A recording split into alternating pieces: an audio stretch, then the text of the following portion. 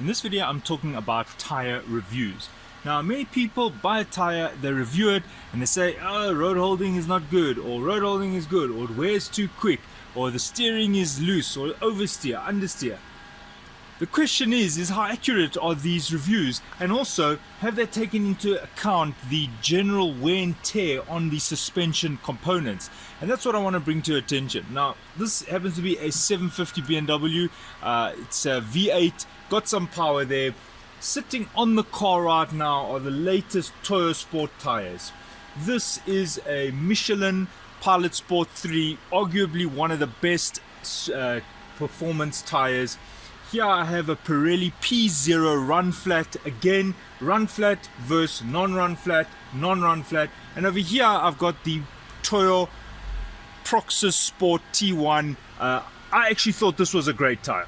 So now I've used all these tires. Now is it easy to just say, oh, this is better than this? And I want to bring to attention one of the problems with tire reviews, and that is worn suspension components.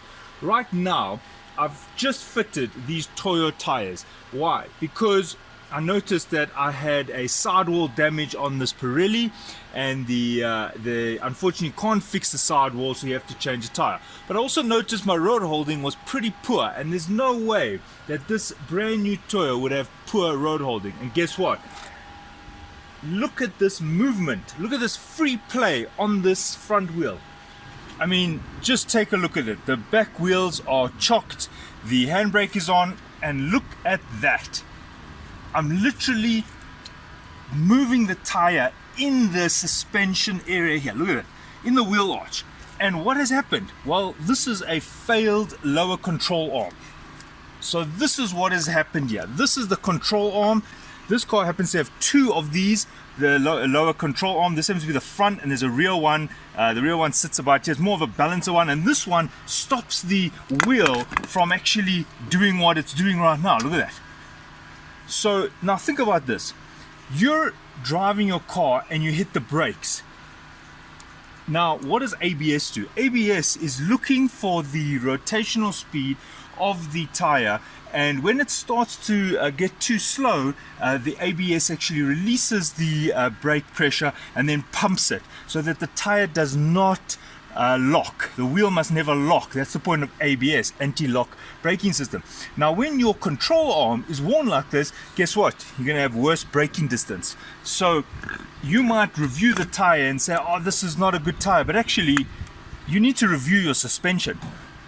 Alright, the second thing is about the tread. Now if you look at the tread pattern, this is straight.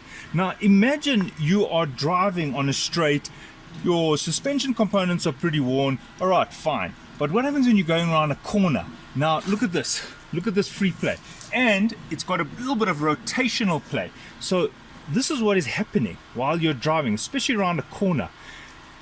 Can you imagine the lack of grip you're going to have purely because you have a worn suspension component, when this one happens to be a control arm? So this is one of the reasons why I'm very skeptical on tire reviews. People, they buy a tire, their car's new, and then they compare it to another tire after they've driven their car for 45,000 Ks, but actually their car's gotten a bit worn out. I mean, their suspension's a bit worn out. Then they may have repaired some of the suspension, not even knowing. Maybe they took it to the dealer replaced them, and the guys don't even know what this stuff is. The dealer will say, look, it's perishing on the rubber, the joints, the mountings are perishing, we'll change them. And then the guy suddenly changes his tire and he thinks, oh, this was the best tire I've ever had. So this is one of the reasons why I'm wary of tire reviews. Trust the tire reviews from people who understand the suspension, understand that environmental conditions play a role. If you are testing your tires, wet and dry make a difference. The condition of your car also makes a difference. The offset, for example, a person may have changed the mags, and actually the mag offset was a little bit wider. Now you'll feel like the car has a bit of a firmer, more confident hold on the road, but actually all you've done is, if you look inside there's a little spacer. Well, that's what happens with an offset. If the new mag you bought was not exactly correct for your car and it actually shifted the mag a bit out, it's also going to change the way the road holding feels. Anyway, so this is one of the reasons why I would just be a little bit wary of tire reviews, just take it with a pinch of salt, or try to follow tire reviews where people have an understanding of their car. Alright, so I'm now going to have to change this lower control arm bushing, and then I will tell you how I found these Toyo sport tires. These are the newest from Toyo. I did try the Proxys T1 Sport. I was actually very happy with those tires, especially compared to the Michelin Pilot Sport 3. So now I didn't get the Pilot Sport 3 because obviously the price is very expensive. So I've put these Toyos on. At the moment they've got terrible road holding. Why? Well, I've just explained to you. I've got worn suspension components. It's not the fault of the tire. In fact, have a look at this. Alright, so there is the worn control arm bushing. If you have a look at the side, you can see the rubber is actually coming out there. Look at that. And loose. Look at that movement. And some of these bushings are actually hydraulic, meaning they've got a bit of oil inside to absorb the shock. I mean, I'm barely putting any pressure on that. Look at that. That thing is done. Look at that. And that's supposed to hold a car of almost 2 tons, especially under force. No ways. Look at that. I mean, I'm just using my hand, and that motion is way too much. Alright, so that's the one control arm. There's another one in the middle here. You can't see it. And this is what I'm talking about suspension problems. And that's not to mention the shock absorber, which if it's worn, the tire does not want to stay on the ground consistently. It kind of bumps around like this. So that's another feature of why tire reviews are a problem, is because a person uses the car for like 40,000 Ks and then they get a new tire, but the suspension components have already worn. So you're not comparing apples with apples, you're comparing apples with bananas. This is what was on there, and this happens to be a Pirelli P0 run flat, and you can see how it's starting to destroy the side here. And you would say, oh, but your alignment is out. My alignment is perfect. What is happening here is this is the suspension components, especially round the bends, and also maybe this tire was not inflated hard enough. Anyway, another aspect which people don't understand is that the rim itself often bends. You hit a pothole, you hit a pavement, whatever it is, it can deform the rim. When it deforms the rim, the tire takes the shape of the rim. So then you find that your tire has a little bit of a kink in it. You could even get flat spots on your tire. You could actually make your entire tire become out of round if it takes the shape of a dinged rim and you don't address that. And it's almost impossible to get that tire back to that complete round. You hope for the best. When you've straightened your rim, you put the tire back on and you just hope that it eventually follows the new, the repaired rim. But anyway, so what you'd have to do is you'd have to jack up your car and inspect the way your rim rotates. Now, many places when you take your car for balancing, they don't check it. They just do the balancing. And you see, if you have a look here, I'm following here with my hand. And what you could do is you could take a piece of chalk and you could hold it here and spin the tire, or get someone to spin it for you. And you can actually see whereabout on the tire where it's lifting a bit. See there? You can see there, I don't know if you can see the slight red there. There it is. And then you can do it on the inside as well. There we go. There's a little bit here. So this mag is, for the most part, is not too bad. And also I can see this line is coming in straight. Alright, so it's got a little bit of a problem here, but as you can see, for the most part, this mag is fine. If you took this to a tire, to a mag specialist, this would be very minor. So the point is that if you have a mag that has really got a bit of a hop in it, the road holding is going to be affected. Alright, so I've changed the control arm, and I mean, if I try and you can see how this thing is now stiff. Yeah, I can try and turn it. That's not what I'm talking about. That just means the handbrake isn't engaged.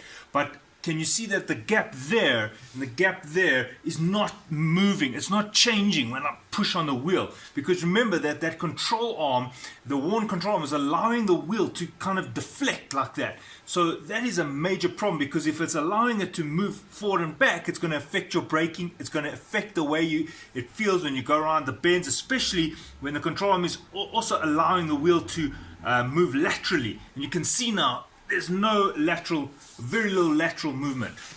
Okay, so to sum up, if your shock is worn, it's going to allow your wheel to bounce around like this. Now the whole point is that the tire stays in contact with the road as much as possible. The minute the tire can, hop like this, you're losing traction. So worn shock is allowing your tire to hop around.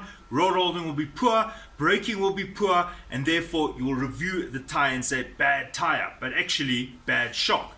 Right, the next thing is the control arm.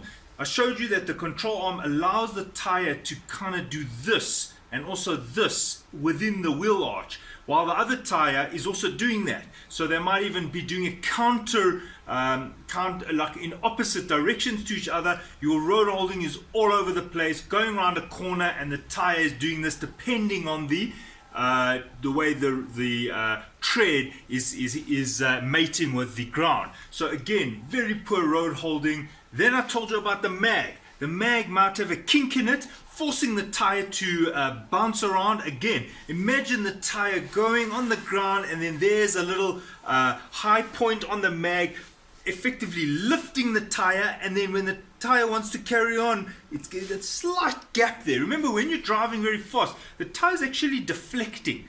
This thing is actively working, so it's not like the tire stays in this shape when you're driving. It actually moves around quite a lot. So what happens is there's in a microsecond, you'll find that the tire does not deflect, does not reshape fast enough, and then as your mag is bent here, you'll find that the tire goes around, and then it actually is lifting up, and then it doesn't quite get the full traction straight away, and again reduced traction on the road. So a tire that is out of round, or a mag that has got a dent in it, again, poor road holding. Then there's the balancing. If the tire is not balanced properly, you're going to say that the tire's got a bit of vibration. Meantime, it could just be the mag. Another thing is the tie rod ends. This is also to do with the steering. I'm not going to go into every single aspect in terms of the suspension, but one other thing I'd like to bring to attention, which I just repaired on this Beamer, is that there's something called a stabilizer. Now this car has an active stabilization. It actually forces the car to remain, let's say, parallel to the ground. It actually rotates. It's got actually motors that actually servo motors that actually adjust the height, the ride height. Yes, the car is doing this by itself electronically. There's no jack that's lifting the car. This is the motors that are actually turning and adjusting the car left and right, as you can see. Look at that.